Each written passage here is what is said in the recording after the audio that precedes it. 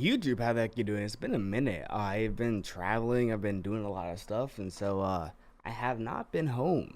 Also, I'm not sick anymore, so that's kind of like the cool thing. But anyways, the main thing, right? So we have a special ancient summoning banner, which is kind of like the main thing that I want to talk about in this video. I don't really care too much about the special invocation of spirits.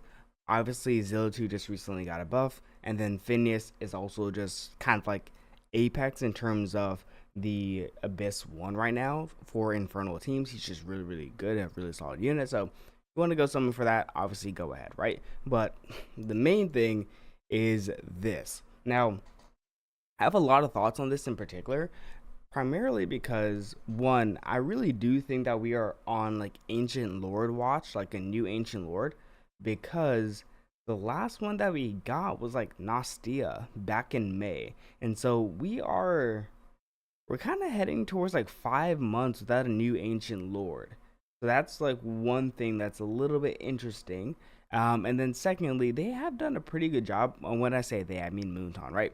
They've done a pretty good job of releasing a lot of new ancient exclusive units, right? So we got Valara, then we went ahead and got Cithra. We went and then also got who else? Kane is on this list, and I'm probably missing another one in particular, but just off the top of my head, right? It's been Valara, Cithra, and now Kane. So some really good units that have come into the ancient pool. So let's just take a second. Kane is he's a solid unit, right? I don't necessarily think that he is a game breaking unit for your account. I think if you are lacking fighters, if you're lacking an arbiter as a ground unit, obviously Kane is going to really go ahead and fit the bill for you, right? He does AoE physical attack, which is nice. Kind of similar to like Ardea, and just the fact that he's a physical damage unit. Now, I'm not comparing him to Ardea. Ardea is still incredibly, incredibly good, but that's kind of like where he fits, right? So he deals damage to 5 enemies. He has a 2 tower range, which is relatively standard for fighters nowadays. It used to be a 1 tower range back in the day, like 2 years ago, but 2 tower range, so that's standard now for fighters.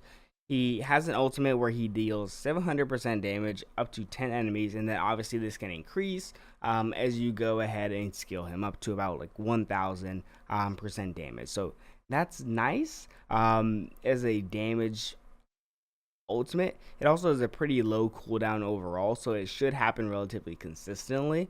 And then secondly, he has his Insidious Strike, which is an auto ability, which deals 210% damage up to 5 enemy targets and knocks them back. Now, Muton has a fascination with knockbacks recently. Valara has a knockback, for example. Kane also has a knockback, for example. So it is good because it is somewhat of a hard CC, and based off of the pathing of units, it can actually be really, really frustrating because the knockback, if it goes into a wall, will particularly completely break the pathing of a unit and have them move much more than like 1 or 2 tiles. It'll make them potentially move like 5 tiles, just depending on the map and how the knockback kind of functions with that particular unit. It just depends, right? So decently good. If you go and skill it up, it'll be every 12 seconds just about. He will go and do the knockback. So that's nice.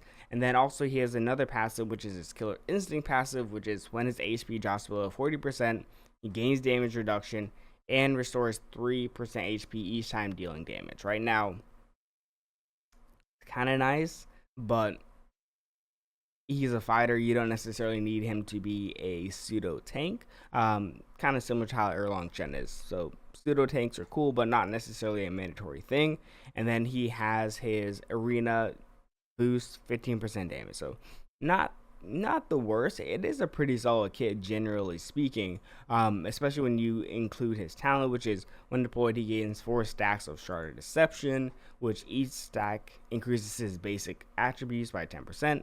And then each ultimate reduces a shard by 1, or his passive by 1. So, it just depends. It's not the best, right? He's a super strong unit, like kit wise, but how it actually functions, he's almost like a pseudo tank damage dealer, but he's reliable. The best way to put it is he's going to be reliable. I think he's going to give you a lot of opportunities if you're looking at like Maverick Trials because, he is a physical damage dealer. He has AoE. He's an Arbiter. He's an Orbiter. You can slot him into a decent amount of teams, right? So that's kind of where I stand on Kane. I don't necessarily think that he's going to be game breaking in comparison to something like Cithra, who is really, really good for single target arena and then also for Guild v Guild, or like Valara, which is the queen of the game at this particular moment. So Kane's pretty good. He's reliable. But the real thing is Praetus. Now, here's the thing, right? Praetus has been in the game for a very long time. He's kind of been like a staple for the game in terms of what strength is. Now, as it stands, I would say he's probably still a top 2 lord in the game overall. However, his faction is starting to kind of like slip through the cracks a little bit in terms of overall strength. There are a lot of other units in different factions, particularly the Watcher faction, that outclass his faction, right? So Praetus needs to be a very strong unit. I personally think if you already have an A5 Praetus, there's no point in going ahead and continuing to summon for him, because we also have had a decent amount of banners for Praetus in general, right? So if you're trying to go ahead and get awakenings for him, yeah, of course, go ahead and do it. Even if you're just doing it for the BP, Praetus is still probably the second best lord for BP in the game as it stands. So definitely go ahead and summon for him. If you don't have Praetus, naturally having Praetus opens up the game a significant amount for you. It can't even be like understated. Having Praetus is kind of like game changing for your account, especially if you're a newer account. He's obviously going to be worth summoning for. Now, if you go ahead and you're doing the summoning process, I would obviously recommend to have a multitude, like a substantial amount of agents, just so you have a better chance of guaranteeing that you get him, because you can easily go and summon, never get the ancient exclusive hero, not talking about the lord, but the ancient exclusive hero, and then it boosts your pity because you would have missed on the lord potentially. So you want to at least have enough to really break the bank and get Praetus if you don't have Praetus. If you already have Praetus and you already have him A1, it kind of becomes a personal choice at that point, because you don't necessarily need an A3 Praetus. You don't necessarily need an A5 Praetus. It's kind of your choice at that point as to whether you want the awakenings just for the additional VP, or just maybe some of the little slight edges that you can get for arena content, for example, or for Guild v Guild content. But functionally, an A1 Praetus is not necessarily too dissimilar from an A5 Praetus. There is a difference, obviously, naturally it would occur, but it's not like you're looking at an A1 Ingrid versus an A3 Ingrid. It's not nearly to that degree of separation, right? So it's your call. Now, I will say, once again, kind of back to the previous one, we haven't had a new lord in quite some time, and so I'm not going to call this bait, because obviously Praetus can never be bait. Can't be. Just functionally, he can't be bait.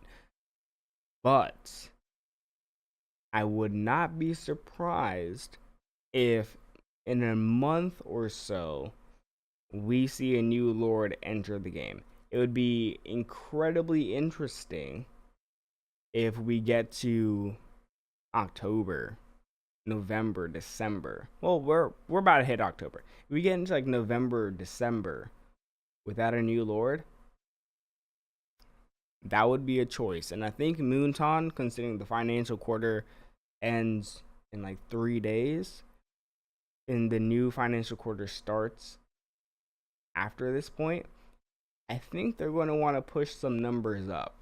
So I think a new lord is probably at least being developed in the works and will be somewhere soon. Because I would just, I know I have a tester and blah, blah, blah, but this isn't insider info. Like, it would make a lot of sense for a new lord to pop up anytime soon.